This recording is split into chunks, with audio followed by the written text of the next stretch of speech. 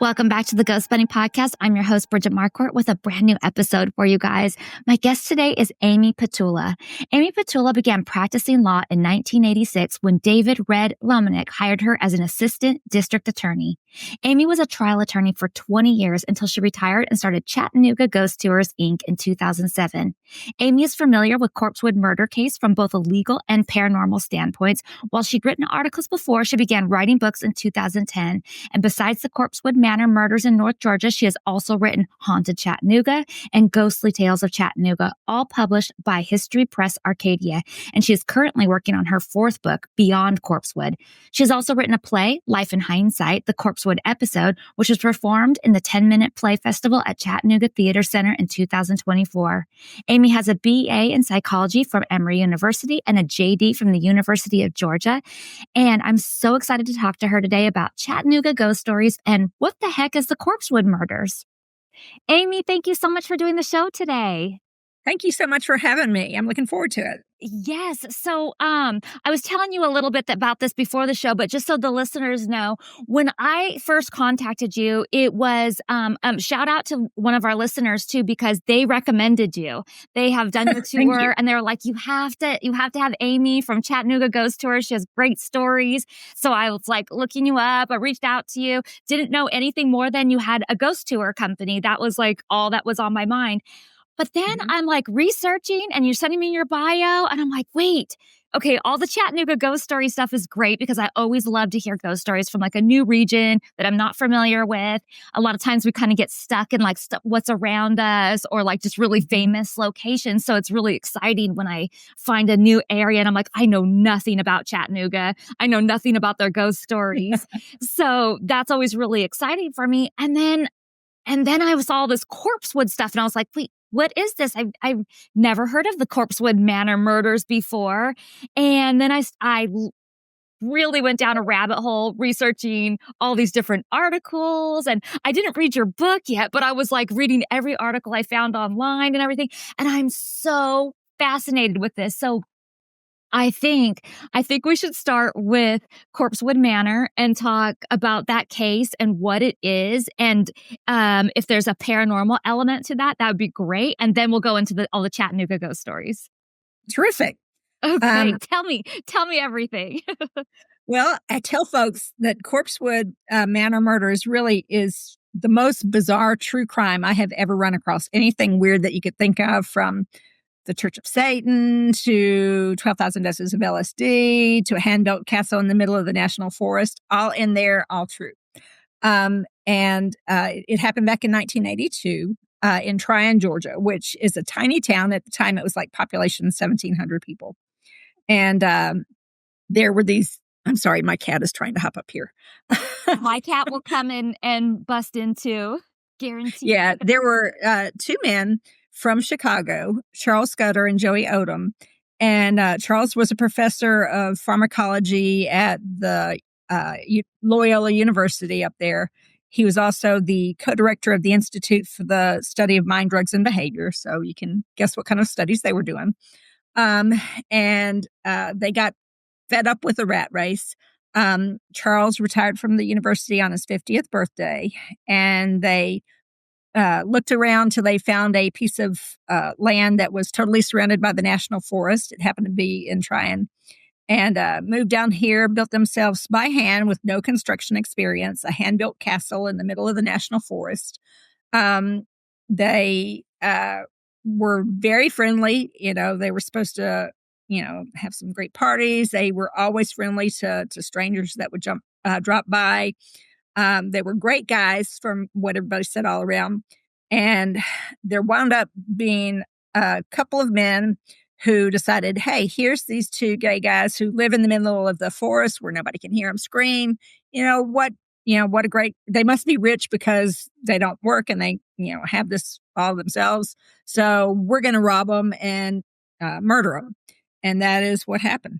So, but since then, there have been other strange things people have reported as well. So, I practiced law for 20 years, and then I started Chattanooga Ghost Tours. And I first heard about the case, as a lawyer. And then when I started the Ghost Tours, I started hearing about it from an entirely different perspective. So it was a perfect book to write. What okay, let's see here. So Dr. Scudder was he a Satanist? I know that there was like he was interested in the principles of the satanic church and the Mhm. culture, but was he a Satanist or was he just somebody who was curious in that type of occult? I don't know that he would really give you a definitive answer on that himself. He was a brilliant man and he was fascinated by a ton of different things.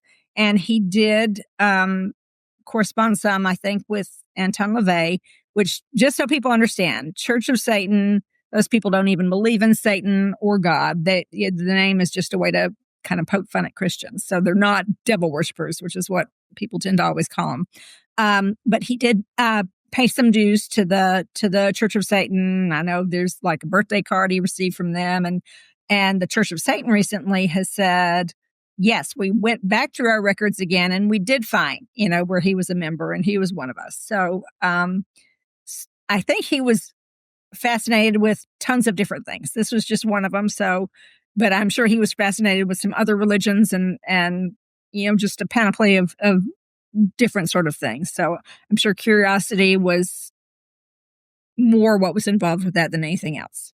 It seems like it. Just from what I was reading and everything, I was like, "Oh, I understand why he was dabbling there because he's just interested in, like, the occult of it, uh, he was just interested. He was one of those guys who just wanted to explore all kinds of things, it seemed like. Right. His library, I mean, had a huge variety of different kinds of things in there from, you know, psychological experiments with mice to chess to math to, some of the occult things. So I think he was fascinated with anything he could find in life. So, Yes. And I also think that sometimes when you say those types of things like the Church of Satan or, anything like that, it's a shock value too. People are like, "Wait, yeah, that's what?" true. And then they have to know more. But I'm so glad you said what you said at the beginning, that it's not devil worship, because I think a lot of people just immediately associate those 2 things together. Right. I think that's why Anton LaVey named it that, was because of the shock value and it gets attention and whatnot. But yeah, it is not what a lot of people assume that it is. And they built this castle in the middle of the woods by themselves, by hand, and there were no 90-degree angles. Everything was curved inside the Rounded. house. Yeah, rounded. Do you know if there is a reason for that? Like, is it just easier to build that way when you're building by your hand, or is there like a kind of like a mythological reason for doing that? I've heard both of those. Some people will tell you the reason it was built that way is because witches can't hide in corners or something along those lines. But the other thing, and this actually makes a little bit more sense to me, is that it was sort of accidental that because they didn't have construction experience, when they were building, that was just kind of how it came out. I don't think something like that would happen totally by accident, but I think it probably might be a little bit easier to build that way. So I can't say for sure. I've heard speculation on both. I wish they were here where I could ask them, I but I know. don't think so. I know. We need a psychic medium to ask them for us. So the house, it had running water, but they had a well, but no It didn't electricity. have running water. They had a well. It didn't Oh, have electricity.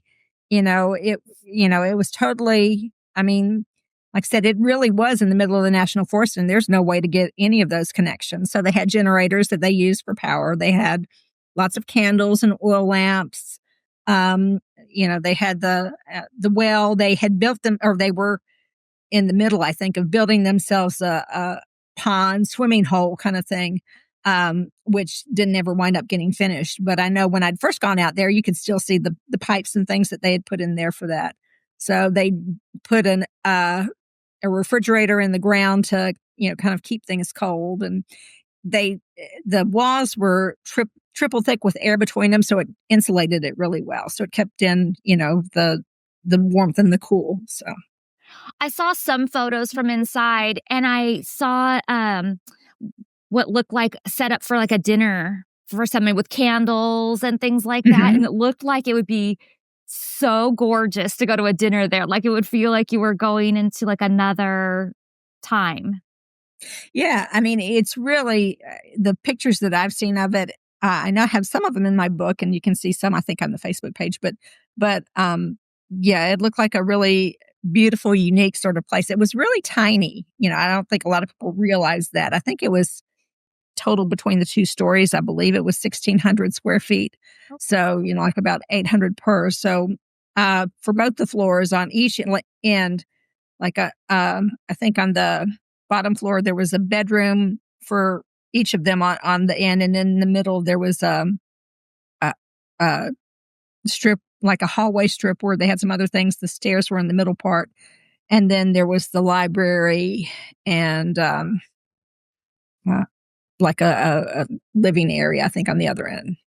And these guys made their own wine and had Mhm. dinner parties and invited people up. And I guess Joseph was a really good cook and enjoyed cooking.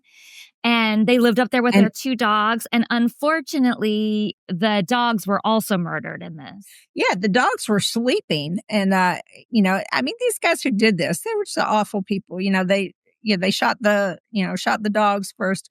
They said that that was because they were afraid the dogs would come awake, I guess, and defend Joey, who was in there, um, where around where the dogs were, and that's why they shot them and then shot him. But yeah, they were thinking they were going to get all this money. Well, all they got away with was like a bag of nickels and dimes, and I think they had a sword that was jewel encrusted, and they stole the Jeep, which had huge inverted pentagrams on each door. So not exactly an inconspicuous getaway car.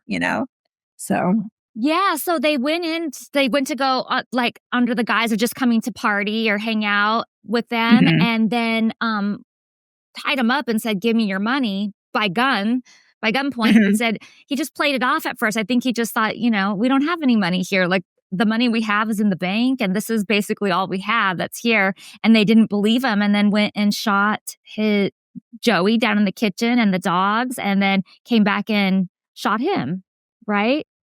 Yeah, it was Charles was supposed to be a really charismatic person, and he may have kind of realized what was going on, but he was very persuasive, and that may have been his way of trying to diffuse the situation by sort of playing it off like it was a joke. And I think that actually worked for about 20 minutes. Um, but the other thing is these two guys, I mean, one of the guys was older. He was, I think, in his 40s, and he was sort of a career criminal. He'd shot and killed his like 2-year-old nephew when he was around 12 years old or whatever. He shot his uncle over a card game. He was just a bad guy. The other guy was a 17-year-old, kid who had kind of a rough life. His dad had kicked him out before, and he'd been in some trouble, but not any kind of violent trouble or anything like that. But he was the one who had the really violent ideas about them. The other guy just wanted to rob him, get some money. This guy was the one who was saying he wanted to kill him, rape him with a red hot soldering iron, which there's no electricity and there was no iron around. So fortunately, that didn't happen. But it is so bizarre to have somebody like that just, it was like a switch was flipped in him. And it's not the only case in Tryon that was like that. There were multiple really weird crimes like that. The youngest woman ever sentenced to the death penalty, this happened. She was 17 years old, happened around the same time in the same place. So it's like there was something in the air. That's really crazy for such a small area Hmm. and rural, it sounds like, too. Very rural. Yes. Hmm.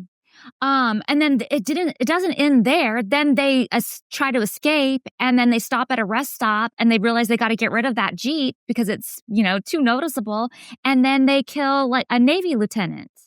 Yeah, they sure did. Just so they could steal. And from what I understand, they decided they wanted to get, I think it was a Toyota Corolla. They, for whatever reason, they wanted that kind of car. So they stopped at the rest stop. Oh, here's the kind of car we want. This guy's asleep inside. So they got him out, I think tied him to a tree and shot and killed him too. So, um, yeah. And then continued on. They had a falling out between each other. And the way they got turned in, or surrendered themselves was really kind of wild too. The younger guy, I think, probably got a little homesick or whatever after they split up, and he, called and wound up turning himself in. The other guy, he's like, Christmas Eve, he's heading back to Chattanooga. I guess he must have decided, well, I don't know where to go either. So he came back. He goes to this bar. It is pouring down, and I don't mean just sprinkling or what. It was pouring down rain. So he gets out of his car, walks to this bar, gets soaked in the process. Outside, there's like an off-duty police officer, kind of hanging out, or he was in his uniform or whatever. Well, this guy walks up to him with his arms out, and says, "Okay, I know you're looking for me. Go ahead and lock me up." And the guy was like, "What are you talking about?" He's like, "Oh, I'm Tony West. I'm the guy they're looking for those two murders." And I was like, "I don't know what you mean." He's like, "Well, look me up. I have never known of any murderer that worked so hard to get themselves arrested." So the guy looks him up first, doesn't find him on NC, on the thing, says, just go on. And the guy's like, no, look again, or call Chattooga County. So he did. And they were like, oh yeah, we're looking for this guy. So then, they said Chattooga County comes, but they're afraid to arrest him up in Tennessee because they're afraid there's extradition problems. They drive him back across the state line and make him walk across and surrender themselves to him, to them, so they can take him in. It was totally bizarre. And this is also during the time when, like you mentioned, that Joseph and Dr. Scudder were partners, and so it was right when the AIDS epidemic is starting. It was right when there was like satanic panic going on. Yeah, that was a big thing going on then. Yeah. So there was a lot of like those kinds of not political, but like just things that were happening at that time that made this case probably very sensationalized as well. It was. It made international news when it happened. They had reporters who had come over from Europe that was flying overhead in a helicopter so they could get pictures because they'd closed the roads off to try to keep, the rubberneckers from coming in and checking it out and stealing whatever they could. They even today, it has a huge cult following. If you Google the word Corpsewood, you'll come up with thousands of websites, and every one of them has to do with this case. So, and what I find so fascinating about this is that the house was sort of just left there with all the things in it. Well, the police stayed there for some days trying to keep people from getting out, and then I know at some point the lawyers got them to put some of the more expensive things because there was some really valuable artwork there. They got them to put some of that stuff in storage. But yeah, a lot of things were just left. Tons of people came and just, stole things out of there. Even after the house, after there were fires and vandalism or whatever, and the house started to fall down, people would come steal bricks. But then there's a rumor that there's a curse associated with anything you take from Corpsewood. So there are a ton of bricks that have been brought back because, people would have bad things happen. They're like, oh my gosh, it's because I took that here. Let me take it back. So, yeah, for sure. So, are there ghosts? So there's just so people know, it looks like all that's left is kind of overgrown remnants, just like kind of rubble. And, right. But there is still pieces of it there. There are some walls that are there. I was actually out there on Sunday and took some pictures out there. So there's the archway where there used to be a pink gargoyle they had over the top of the archway going into the gazebo. The archway is still there. The gazebo itself is gone, but there are some of the walls and things that are still there. And it's still a really pretty area. It's just very overgrown now. And do people experience things there? Some people do. There are, a lot of people who'll say, oh, they've heard dogs barking. Of course, it's out in the country, so, there are dogs barking there. There are some people who say that they've seen, giant ghost animals or whatever. And the other people that have said they've had other experiences, the one that really got me believing there's something there was when I, after I'd finished my first draft of the book, sent it in to my publisher, and I went to get a massage because, I'm all knotted up because I've been typing at a computer for, months. And I'm talking to the guy, this young guy. And I said, yeah, I just finished this book, about a couple of guys who got murdered out in Tryon. He's like, did that happen a long time ago? And I said, yeah. He said, it was a couple of gay men. I said, yeah. He said, well, I went out there with some of my friends, when I was a teenager. A lot of teenagers went out there to hang out. And it was one of those sort of dare things. Dare you to go out there. He said, and when we got there, now to get to this place, you have to go until the road ends. And then you have to go about a mile on a dirt road, and you have to find the right turn off, and you have to find the right pull off, and you have to hike half a mile through the woods. Wow. And there's only space for one car in the little pull off area. So anyway, this guy says, went out there with my friends. And then when we got there was no other car there. But when we got to the ruins, there's these two kind of raggedy looking guys that are sitting in lawn chairs in the middle of where the house was, like in the what would have been the dining area. And he said, they talked to us some, and they told us about the murders that happened there before. He said they were really nice. They were just kind of, a little raggedy. And he said they were real disturbed because there was, cars running up and down the road making a lot of noise, and they didn't like that. He said, so me and my buddies go to hike through the woods, and we come back and the guys are gone. And they're like, we don't know how they even got there because there's no car there, and it's not easy to get to. But when he said, he talked a little bit more about what they were like. And I was like, well, it just sounded too familiar. And I said, was one of the guys big and one of them was smaller? I said, yeah. I said, was I said, what color hair did they have? And he was like, the smaller one was blonde, and the bigger guy had dark hair. And I had a picture in my car that I thought was Joey and Dr. Scudder. It turned out it was Dr. Scudder and somebody else. I don't know who it was. But anyway, I took it in and I showed it to him, and the guy's jaw just dropped. And he said, I don't know who the bigger guy is. He says, but that smaller guy, that's who we saw. He's even dressed kind of like the way that he was that night. Of course, he didn't know he was telling me a ghost story. He just thought he was telling about these, guys in the middle of the woods. So that's what made me believe it, is because he wasn't telling it as a ghost story. Wow. So it was wild. I know, it was wild. That is really cool. I heard too, like or not heard, but I read too, like other people, so many people have little stories. Like one of the articles I read was a guy who was going there to go see the ruins, and he stopped at a cafe first, and he was just talking to the waitress, and then she had like a little ghost story and was like warning him, oh, you shouldn't go out there, because it's like possessed. Yeah. Well, I don't know that I'd ever say it was possessed. I do think there was something bad in the whole general area for a while. I think it's gone now. And I'm going to address that some. And I have another book that's coming out, and I'm going to address what I think it was in the book. Some people may think it's crazy, but I do think there was something there. I don't think the guys were bad. I think the guys were great, but I think Tryon had some kind of issue going on for a while that was somewhat supernatural, that was causing some bad things to happen. So. Oh, that's interesting.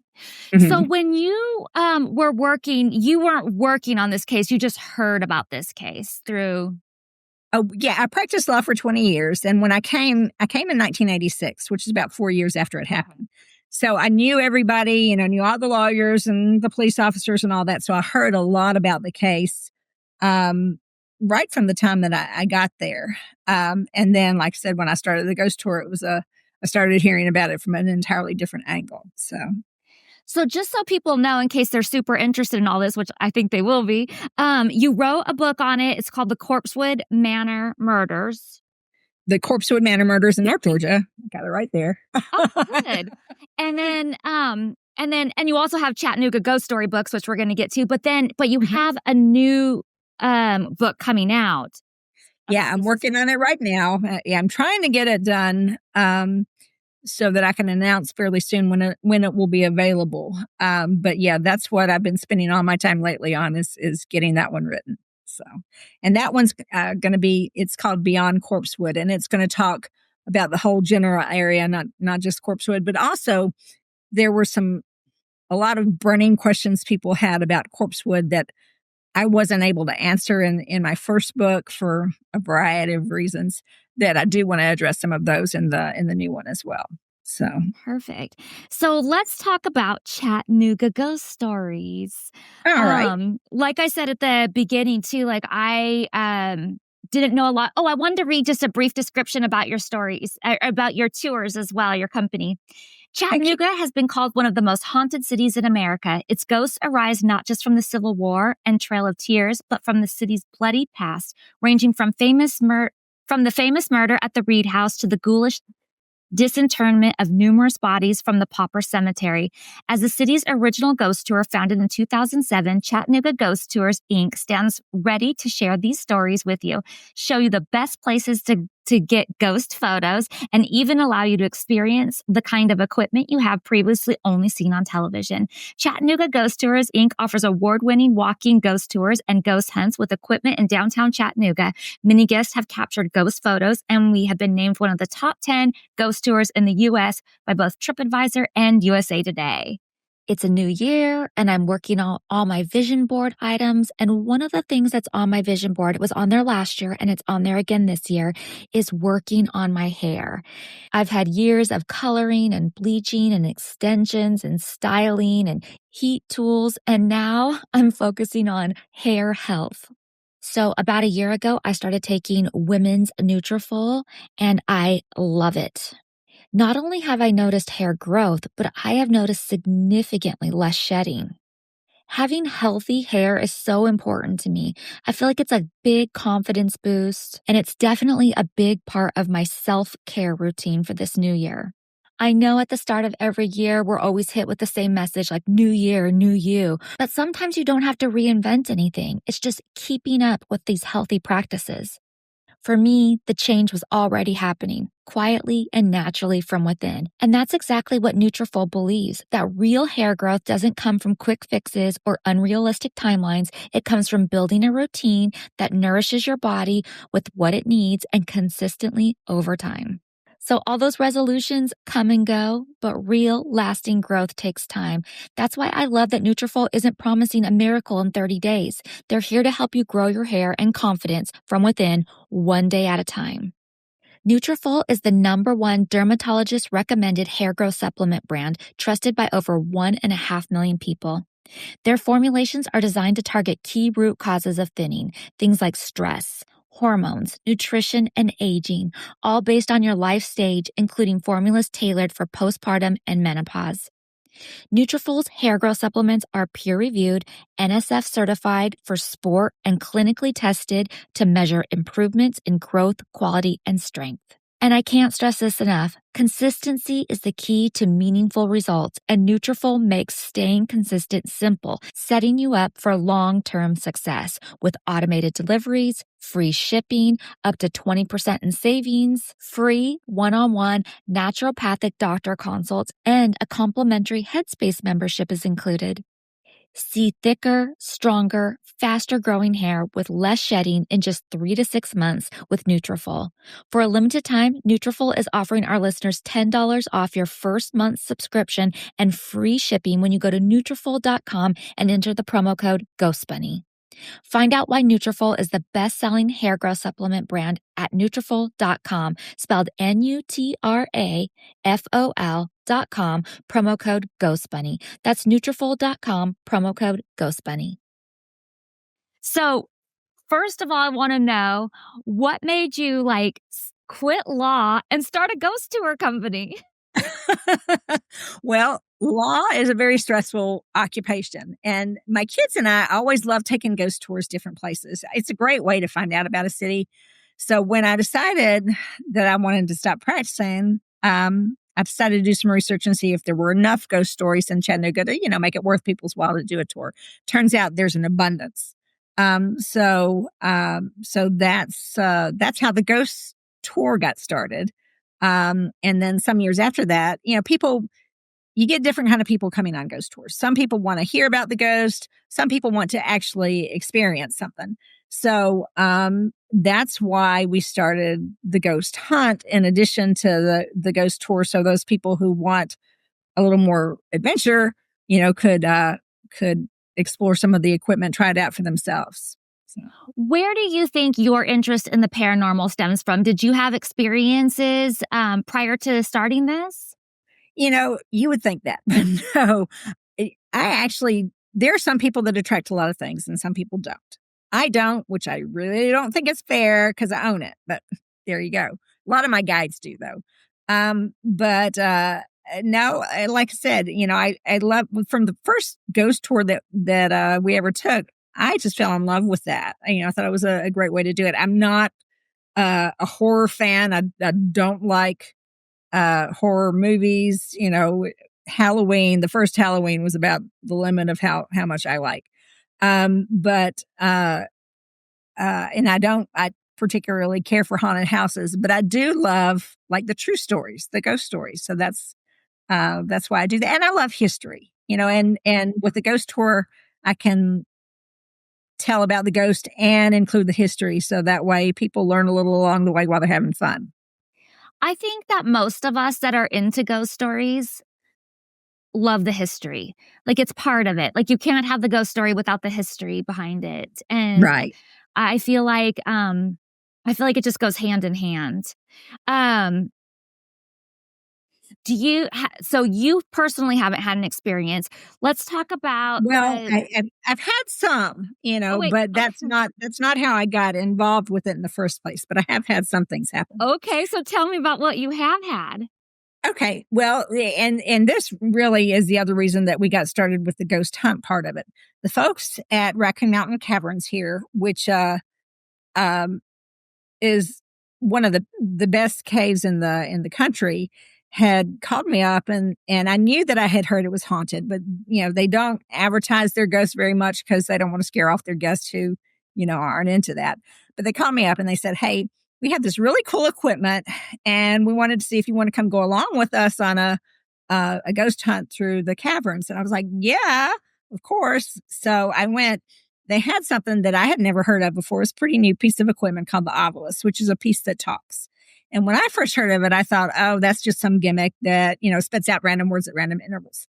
Except when we went on this, it answered so many questions appropriately that I was like, oh, I got to get that. We have to start using that. But while we were on that hunt too, it was like people from who own the caverns and then some of their employees or whatever.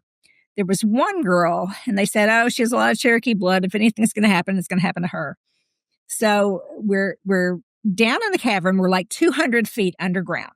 And someone says, hey, let's turn our flashlights off, So they were like, okay. So we did that. And, when you're 200 feet underground, there is no light, Right. zero. And so I was facing towards this girl, and suddenly I see this kind of started out faint, but it got brighter, flashing blue light that was like behind her shoulder. And I thought somebody just turned their flashlight on. And I said, who's got the flashlight on? They were like, what are you talking about? And I said, do you not see that? And I didn't say anything about where it was or whatever, but about that time is when it got brighter and everybody saw it except for her because it was back behind her. Well, right then she jumps and grabs her shoulder where the thing was. And she said something had just poked her, something just touched her. So, maybe there's some sort of floating, glowing blue cave gas that I don't know about, but otherwise, I don't know what else would cause something like that. So, That's interesting. And she felt it too. You guys saw it yeah. and she felt it. And she didn't know. None of us had said where it was or whatever, but she grabbed that same shoulder where we all saw that. And then everybody who was there saw it. So, it wasn't just my imagination. It's interesting, like you said, 200 feet underground in a cave. That makes me wonder what that was because it makes my mind go to something more elemental rather than our typical ghost type thing. That could be. Now their ghost story that I know about is they actually had a fire at the caverns before. They used to have a lot of like little rides and things, like a mountain coaster, and some things like that there. Oh. And there was a security guy, the night security guy, who liked to smoke cigars. And he fell asleep in the gift shop with a cigar and there was a huge fire, burned up a lot of it, including him. And he is what they know haunts the cave. There's whether or not there's something else there too, something more elemental, that's possible, because I know that it was a someplace that there was a lot of hiding out. There's a lot of Indian connection with that, but also Civil War and whatnot. But he's the one, people have seen him. People have described, without knowing, again, that they were talking about a ghost. He was like, we saw this guy in this raggedy plaid shirt back there and we smelled cigar smoke. We think you have somebody, sneaking around in the cave. And so the owners would go run through the whole cave, nothing there. But that happened a lot.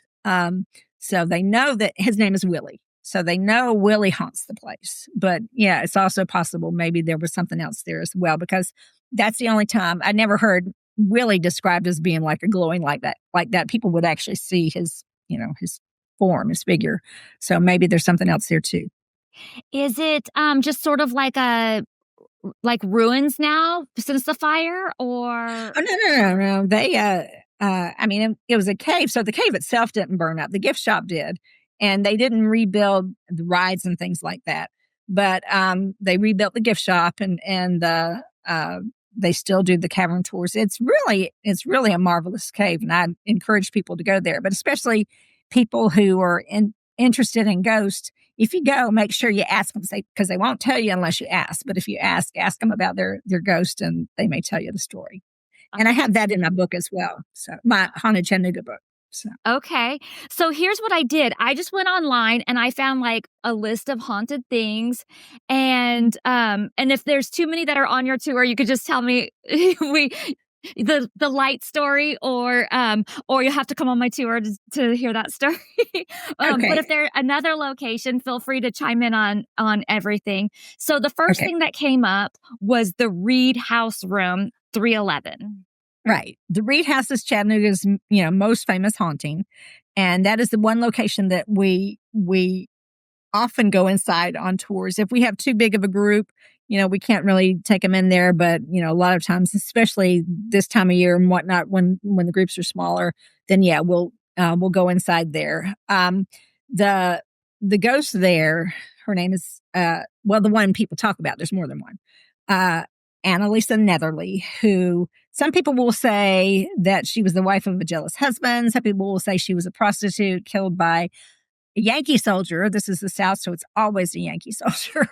But in any event, she had her throat slashed in the bathtub there. And so she's experienced in a number of different ways. Sometimes if there's a man there by himself, she'll sit on the bed next to him to scare him. She does not really like men. And you can understand why.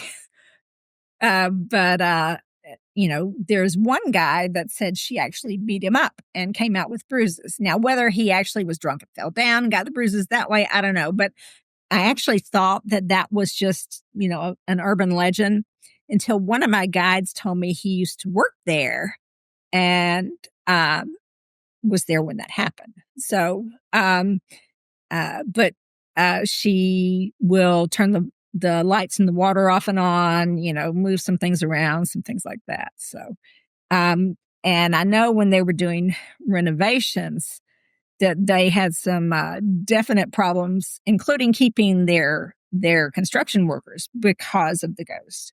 And different things that happened that was there. I know they had a leak in the room when there's no pipes overhead, with water running through, and something about the doorknob that wouldn't open. They had to I think actually cut the doorknob off to get the door open. The keys weren't working and whatever.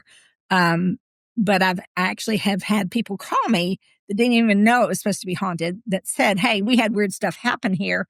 Do you know if this hotel is supposed to be haunted?" And I always just laugh and say, "Yeah, it's actually the most famous haunting here." And so it's the Reed House is a historic hotel in It Chattanooga? is. It is. It was dated back.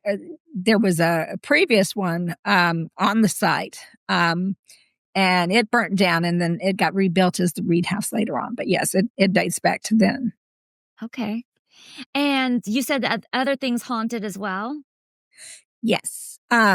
We uh, had a guest get a really amazing picture one time that shows a little girl uh, in one of the portraits there. I mean, it's really, really clear. And that was in a tiny room there that there's no way you could miss somebody who was in there. The only people in there was my guide and 4 guests.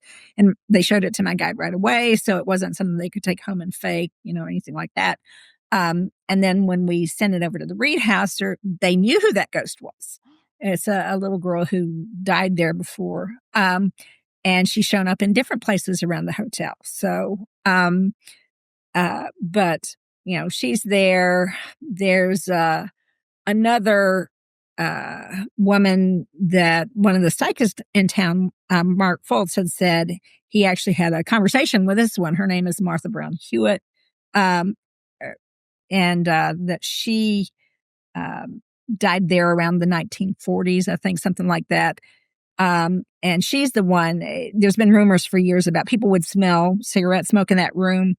And she's the one that the cigarette smoke was coming from, because she liked indulging in everything she could, alcohol, food, cigarettes or whatever. She puts people's cigarettes out, and it's not because she doesn't like them. It's because she's mad she can't smoke anymore. So they actually had to move the smoking floor back in the days when they had smoking floor from the 3rd floor to the 5th. She's in room 311 as well, from the 3rd floor to the 5th floor, because so many people had problems keeping their cigarettes lit. Well, that's interesting. Wait, but something just caught my attention at the end there. She's in 311 too? Yes. So both those spirits are attached to that same room? That's correct. That's it. That's what Mark says. He's the one who talked about, Martha. But Annalisa, people had been reporting her there a long time before that. But Martha was one that he said he encountered there. And I think that there are some records showing, because back then, you could actually basically rent out a room to live in. And she was a divorcee, and her husband, from what I understand, had paid for her to be able to stay in that room. So I think there are historical records of her. This was just something I was thinking about while I was working out, because your mind just goes other places, But I was like, it's interesting that so many people kind of report the same types of scents. Like it's usually cigar smoke, sometimes cigarette, or rose perfume. And I was thinking about this the other day. I was just thinking, like, why is that it's always kind of the same scents over and over? And I don't have the answer to it, but some of the things that I was thinking is just that those are scents that we all recognize immediately. Like, oh, that's cigar smoke, that scent, or oh, that is definitely cigarette smoke, or that is definitely a rosy smell coming through. Whereas if there might be a million smells that we're smelling, but we don't necessarily catch them because we don't realize, we don't pick up on them as quickly. I think that's part of it, but I think also those scents have positive associations for the people who are dead, that they enjoyed smoking or they enjoyed their perfume or whatever. And that was something they associated with themselves. So that manifests along with them. So, yeah, it's so interesting. Have you smelled a ghost before? I cannot say that I've had that experience. No, some of my guests have said that, but how about you? Have you? I don't think so. I was trying to think as I asked that, have I smelled a ghost before? I don't know. Not that comes to mind. No, I always talk about how I think that there's a thing called paranormal amnesia, where people just sort of forget things. Like I feel like I've had some of the craziest experiences, but then if you ask me right now, what's your crazy experience? I kind of just go to my go-to stories, but then I'll be like, oh, I should have said this or that. And then you just totally forget about it. And it's like, when you tell somebody, you're like, how could you have forgotten that? That's impossible. But there's just something that your brain does when you have these really incredible experiences that it's like, no, that couldn't have happened. So we're just going to put that away and pretend it didn't. I have experienced that myself. I think you're exactly right. I think and I don't know why, but I think experiences that you would think I'm going to remember every single detail about this because it is so wild, and it goes away and you're like, I can't believe that I forgot that. But yep, Yeah. I think that is absolutely something that happens. And then somebody will say something and you're like, "Oh, something like that happened to me." And then you're like, "How was I not thinking this story before? Or how do I not think about this every day? That's crazy that I saw that or heard that or whatever, you know?" So very Hmm. interesting. Okay, back to my list. Okay. The Patton Chapel. Uh, yes, Patton Chapel is one of the featured locations on my on our ghost hunt. We don't go inside the chapel; we go to the Shakespeare Garden, which is back behind the chapel.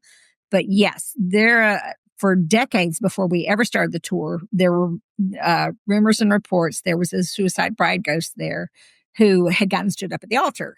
Um, and uh, the other thing, when we started using the Ovilus, the piece of equipment that talks that I mentioned before, the other thing that really convinced me there was something to it was that we've gotten very distinct personalities that are always in the same part of the campus or the cemetery or whatever, that say things that you don't hear from the ghost in the other parts of it. And in that area around the Patton Chapel, we've gotten that personality that she tells us her name is Anna. She's said that many times. So, that's why we're convinced of that. Anna will only talk to women. She has, on more than one occasion, when we've had a bachelorette party along on the hunt, tried to talk them out of getting married. And I tell people, I know it sounds like I made that up, but I totally did not. She used to, when we had started doing the ghost hunt, unlock the door to the chapel. I suspect they've come back and they've put on a stronger lock since that, but it probably happened, you know, between 6 and 10 times when we first started this. And one of the times we'd had these guests, they had come on the hunt and they were so excited about it. They came back the very next weekend. And, so they'd already heard about Anna and that she'd unlocked the door of the chapel. And they'd taken a picture, which was, it was kind of a cool picture of her before.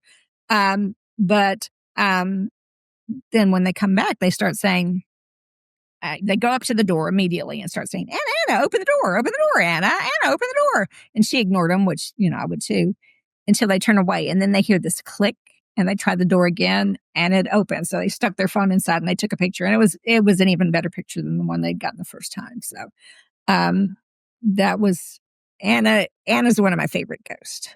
She's Wow. pure. Okay, hopefully I say this right, the Chickamauga battlefield? Mm-hmm.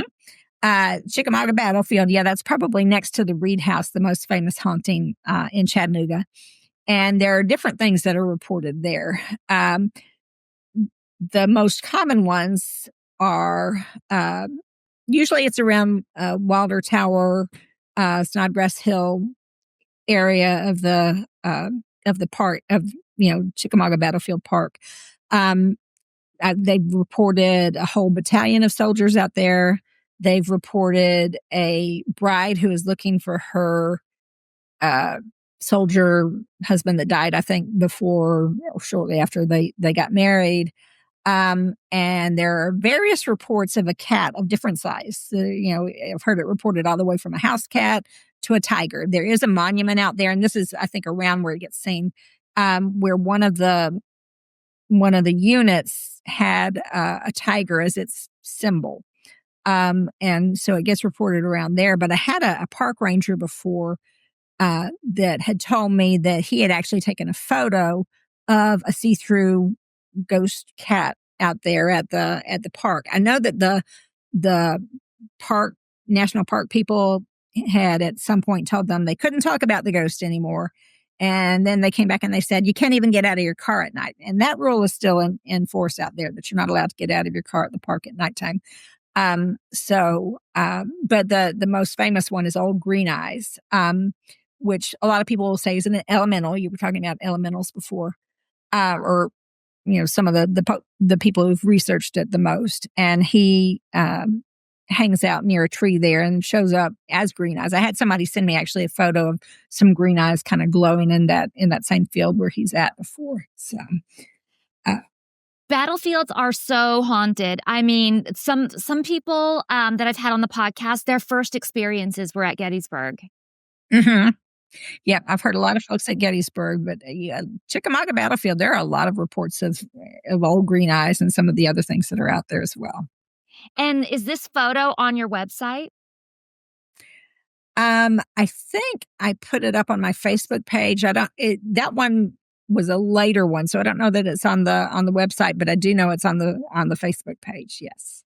And I Okay. have there's a little video that I made that usually you can see that has a lot of our different ghost pictures. And it's on that one. I know as well as a disappearing ghost that we had in front of a whole group of our guests on our ghost hunt last year. I put that one on there, and I someone had the video, and so I took 3 screenshots of where you could see her, and then you could see her less, and then like she was gone. So people experience a lot on your tours because I was looking at your website and there's all kinds of photos that people have sent in or submitted to your site, and that some of them are pretty impressive. Right, the one of the little girl that I mentioned at the Reed House in the painting, that one is so clear. And like I said, there was like my guide and 4 adult guests. There was no kids in there at all. So and there's nothing on the walls that could have been reflected. There's the one that we have of Anna. I mean, it is clearly a bride photo taken there in Patton Chapel before. So and people are like, well, how can you get, sorry. I love it. How can why do y'all get so many of those? And that's something I can't really explain. I'm sorry. um, um, Other than, I mean, one of my guides before she had wrecks on Halloween 2 years in a row. And on one of them, I know it was really serious. She died on the table 3 times. I think maybe things were more attracted to her because, maybe it's more familiar or whatever. And so we have, a lot of things that manifest more than they would, on some other ones. Um, eh, I can't really say why, and because we do have some folks, some of my guides are real sensitives that tend to attract things. But yeah, we have had a lot of people get a lot of ghost pictures, and some people that have had, more experiences than just photos as well. So, What have people experienced? well, okay. Let me say first off, there are 2 things that I always tell people: do not ask the ghost to go home with you. Do not mess with Ouija boards. Because a Ouija board is just like saying, "Hey, anything in the universe, come on down," and that is a dangerous thing to do. But the I had and these folks actually were people that were my daughter's best friend's parents. So of all the people for this to happen to, but they came on the ghost hunt and they asked a ghost to go home with them. And they actually were initially very happy about it for the first 6 months. And then after that, they moved. But there was a ghost that we used to have that was down at the edge of the cemetery. My guides would tell me it was a 17-year-old boy ghost who uh, he'd been killed around there. I mean, they had a lot of detail about him, and I don't remember all of it off the top of my head. But anyway, so these folks said that it was a teenage boy ghost they took home with them, and that he hung out in their garage and played tricks. I'm not sure how they knew all that, but that's what they told us. But the really funny thing is the ghost, the 17-year-old boy ghost, used to always ask for candy. And after these people came on the hunt, we never heard from him again until after they moved. And then I think he came back after that. But so that was a fairly intense experience to take something home with you. Like I said, we had another group last year where they saw the whole group described her as this dead-eyed girl. That's the way they called her. That was wearing what they said was a see-through dress or shroud with nothing underneath. And she walked right through the middle of their group and acted like she didn't see or hear any of them at all, continued on into the cemetery where she disappeared. So, that one was a fairly intense experience. we have people get, like I said, interactions with the equipment all the time. I had a friend of mine who owns the ghost tour in Orlando called American Ghost Adventures. That came on my hunt one time. She was using, we have these light up dowsing rods, and this video should be on my Facebook page somewhere. She got direction, she was asking the ghost, where's your grave, basically, and it directed her right to a grave, and it went on for maybe 10 or 15 minutes. So, that lots of movement with it crossing yes or no, pointing this way, that way. So it was, that was very cool. Yeah, definitely. What type of equipment when they show up for the investigations, what type of equipment do you guys have for them? Well, my guides always hang onto the obelisk, which is the one that talks, so that way everybody can ask questions. It's not limited to just one person. We have mail meters and spirit boxes and lots of EMF detectors and K2 meters and let's see what else, temperature guns and laser grid lights. We have the light up dowsing rods, which have always been a favorite. People love stuff that lights up. Wait, dowsing rods that light up? Yeah, they're so cool. They light up in neon colors. And the latest ones that we have, you can actually change the colors to make them what you want, but they're also on ball bearings, so they swing really easily. So, the crossing or going apart is not, because when you're hanging on to just regular metal dowsing rods, you can be holding them too tight for them to be able to move. But with these, because they're sitting on ball bearings, they can cross even if you're, no matter how hard your grip is that you have on them. So those are very cool. I did not know there was light up ones. And I was recently on an investigation, and the girl bought these little things. They're meant for fishing at in the dark or something, because they go on like a lure. But they were just these little glow in the dark, you just break them, like the old bracelets and stuff. Like you break it, and then it lights up fluorescent, and then they would slide on just to the end of the dowsing rod. That way, when you're doing the investigations at night, you can see which way they're crossing and stuff. And I thought, that's brilliant. But I didn't know they made light up ones. There's only one guy that makes them. And he's in Ohio, I think. Oh. So from the first time that I found him, there you don't see him advertised a lot of places, but I kept his name so that way I could, buy more when they stop. And I even sent him back one time for him to fix them. So, I love it. Okay, so let me go back to my list here. Hales Bar Dam. Mm-hmm.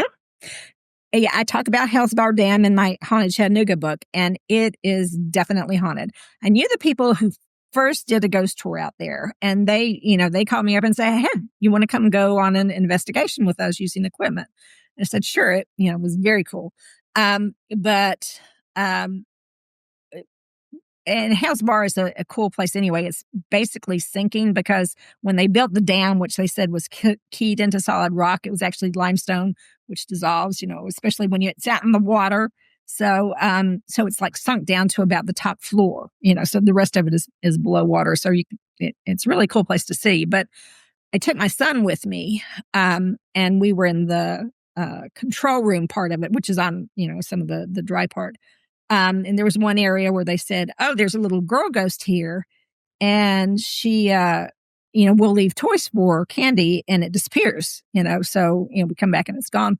So my son, who has Down syndrome, was pretty young at the time, and he wasn't really paying a lot of attention to what we were saying. But then he suddenly pops up and says, "Oh, she says her parents are coming." So just and at that same time, the obelisk said, "Play."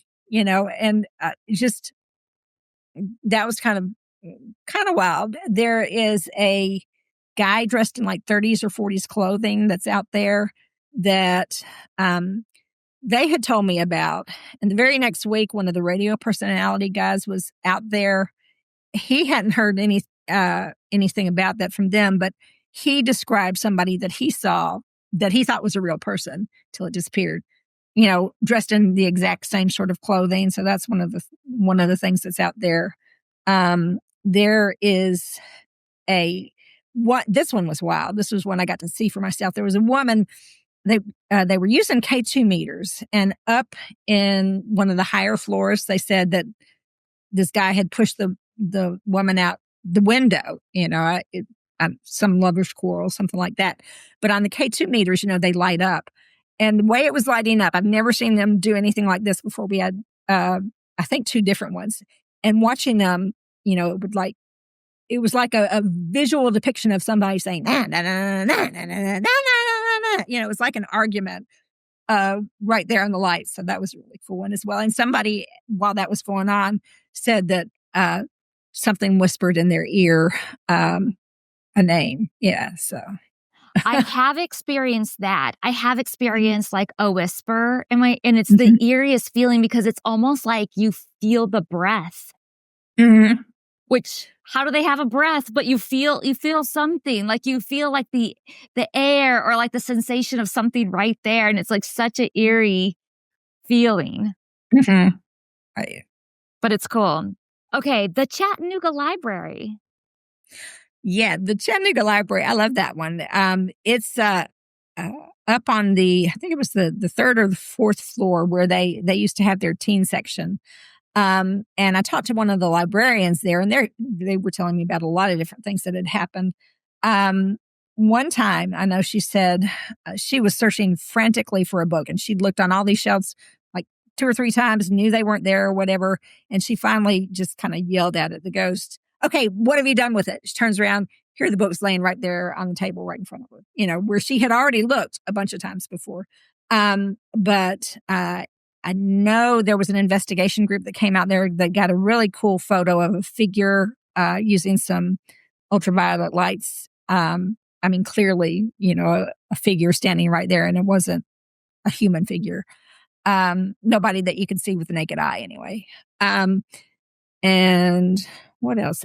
I think people have experienced a lot of different, things around there. More of like a mischievous kind of ghost, not a mean ghost, but a playful sort of ghost. Yeah. What about the Hunter Museum of American Art? The Hunter has more identified ghosts than any other place downtown that I'm aware of. It has 5. And Mark Fultz, I know, talked a lot about that one. And there's a TV special that was about the ghosts that were there. When I tried to talk to the board of the people at the Hunter before, they didn't want to put out there much about that. But we've had people, one of the ghosts there, the most famous one, is a lady named Augusta Hoffman. And Augusta is a documented figure. She was a socialite. Back years ago, she was, and I think her disappearance made national news. I think she lived actually in the mansion next door, but when it got torn down, she moved into the museum. But anyway, when she disappeared, she was like a 70-year-old spinster. She never dated, never married, anything like that. She had let her niece and nephew, I think it was, move in with her. And when the police came to question them after she disappeared, they were like, "Oh, she ran off with her boyfriend, and we don't know his name, and we don't know where they ran off to, but we're sure she's happy," So, eventually, like maybe 10 years later, after it had gotten sold, and the new owners were doing remodeling, then they find a skeleton that has scraps of clothes that look like hers and glasses that look like hers, laying with it.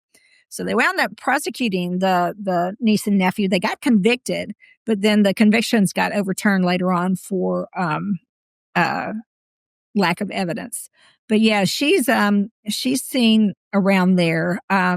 Like I said, we've had a few people get photos of her before, and one of them looked just like another photo we had of her during her lifetime. But she's seen around there admiring the artwork and things like that. So she's a pretty nice ghost. They have a poltergeist that the guy who used to be the president of Provident Insurance and was not known for his sense of mischief or adventure, reported having something in his office, throwing things around, moving things around, and just being a general nuisance, which was, pretty typical poltergeist behavior. George Hunter from the Hunter Museum, people see him looking out the bay window that's there sometimes. There is people will say either it's a gardener or a soldier. And we have a really good photo of him on our website that gets seen out there as well. Really weird thing is down in the basement of the museum that used to be a home, there was a jail cell. I don't know why you find a jail cell in a private home. They claimed later on, oh yeah, that's just where we keep wine, or where they kept wine or whatever. I don't know. It looked like a jail cell. Someone that I knew who had basically snuck down there before when he was younger said, yeah, looked just like a jail cell. But I don't know if that has anything to do with the ghost. I do know that I think there's supposed to be something people have sensed down there as well. So, Interesting. I know that we are at time already, but do you have a few minutes where I could ask you a few more places? Okay. And then these ones came from your book, and so you don't have to go into great detail or anything. They can read your book, but the Delta Queen. Mm-hmm. The Delta Queen used to come through town, and then I think they said they couldn't sail anymore because it was a wooden structure or whatever. So then they parked it at the edge of the bank in Chattanooga, and it was a hotel for a while till the old mayor ran them out of town, basically.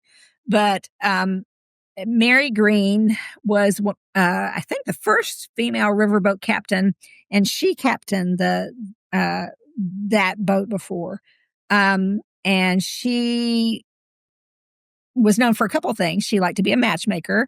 There was a previous captain who credits her with introducing him to his wife, because I think one of them had followed her, she beckoned or whatever, followed them around until she suddenly disappeared, and there's the other one. But she also was known for being a teetotaler, and there's been more than one report of her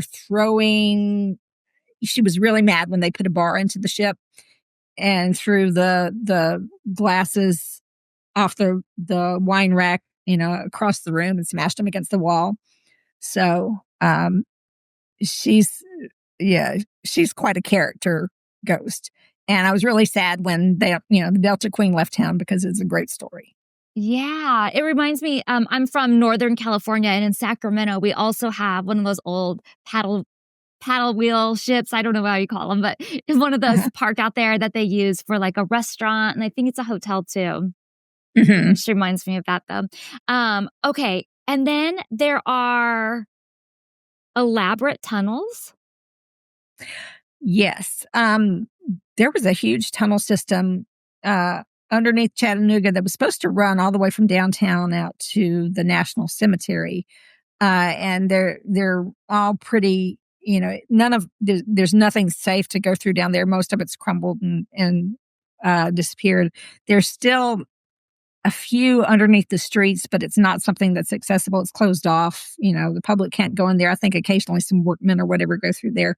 But yes, and there were a lot of reports of people wearing really old-fashioned clothing that were seen down there. They think it's as a result of Chattanooga had some serious flooding, kind of like what New Orleans did before. A lot of people died, and so that's what they think that's from that. And we would encounter those ghosts at our underground Chattanooga and still do sometimes. At our underground Chattanooga stops. And we do have, I think, a few pictures on the website from underground Chattanooga, but that's same ghosts that you find with the tunnel systems. And why are the tunnel systems there? Was this prohibition type thing, or was it something else? Well, Chattanooga, because of the flooding, eventually built up its whole downtown area, an entire story. So rather than build levees, that was their solution for it.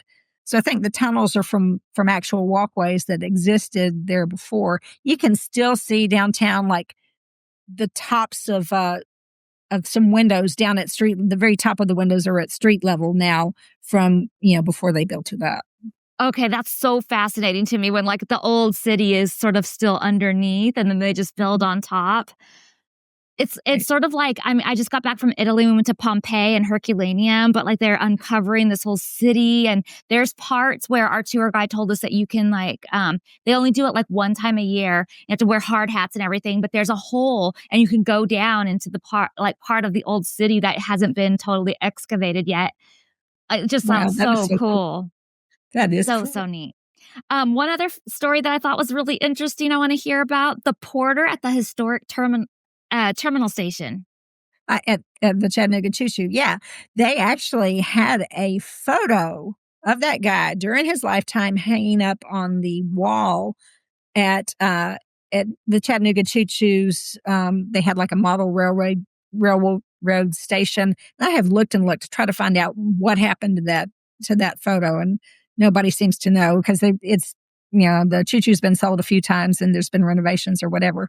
But yes, that was a porter who was there during his lifetime, and he is still trying to help some of the guests there. He will move their bags, which I'm sure, considers helpful. To them, it's unnerving, but yeah, he's been seen there more than once. And he's not the only ghost at the Choo Choo, but that's probably the most famous one. There are so many ghost stories. Like, I was just looking at my list. I still have like a whole bunch more. So everybody's just going to have to take the tour and read your book because we can't get to all of these today. But I do have another question for you. When I was doing all this research and everything on Chattanooga and the stories and everything, one thing that kept coming up was vampires. What is going on with vampires in Chattanooga? I hope that you can tell me, because I've heard those reports before that there were vampires, but I have never been able to find yet the documentation of where that's coming from. So if you know something about that, I'd love to hear it. I don't, but I was just like, why am I keep getting vampires and everything I'm looking for? So I know that in New Orleans, they have a lot of vampire culture there. Mhm. They actually have a vampire bar there where they can go. There are people that donate blood for the vampires to come in and drink. So, Oh wow. my gosh. They It's New also Orleans. I they mean, also have the vampire ball. oh, now I don't know about that. So it started way back with Anne Rice. She would have like this really elaborate vampire ball. Hmm. And, no longer anymore, but somebody else is taking it over and does a vampire ball there too. So I just think Hmm. that I like the aesthetic of what that would look like, Yeah, especially when Anne Rice did it. right. I took a tour there. It was like the not just ghosts, but ghost and vampires and voodoo tour that they had out there, and it was fascinating. I loved hearing some of the stories about that. They had a great vampire story about the nuns at the convent. If you don't know that one, you should check that one out. So. I have heard about that story. Have you done a lot of different ghost tours? Yeah, I love taking ghost tours. Like I said, my kids do too. So, if I get a chance, any city that we go to, I try to do a ghost tour there. I'd done one fairly recently in Hawaii on Oahu, and it was really, really cool. They do a great job there. It's the Mysteries of Hawaii tour that was really good. You know what? I did one in Hawaii too a long time ago, and I'm trying to remember which island it was on. I wonder if it was the Oahu one as well. Oahu is the one that they have the most uh, on, but I think the Big Island has a ghost tour as well that may be run by the same folks. Okay, because I was on those 2 islands when I did this trip, so it could have been either one. I'm gonna have to go back and check which one I was on. But yeah, it was very interesting and so different than, like, kind of Hmm. the stories that we have here, Hmm. That's which I true. love. But what I was gonna ask you about that is, besides, okay, so you already said Hawaii, so maybe that's your answer, but is there a particular, city with a tour that really sticks out to you? Like, that was, like, the coolest one? Yeah, Orlando, American Ghost Adventures in Orlando, not to be confused with another national chain tour that has a similar name that's copied them. But Orlando has American Ghost Adventures does a really good one. There's a lady named Ting who owns it, and she does both the tours, and she has a tour where she lets people use equipment as well. Not as much equipment as we have, but like the EMF detectors or K2 meters. And it is just a fabulous tour. I would highly, highly recommend that. It's in the downtown section, not the Disney section, but it's really good. Okay. Well, thank you so much for coming on and sharing these stories with us. Tell everybody listening how they can follow you on Facebook, find your website, book a tour, buy your books, all of that stuff.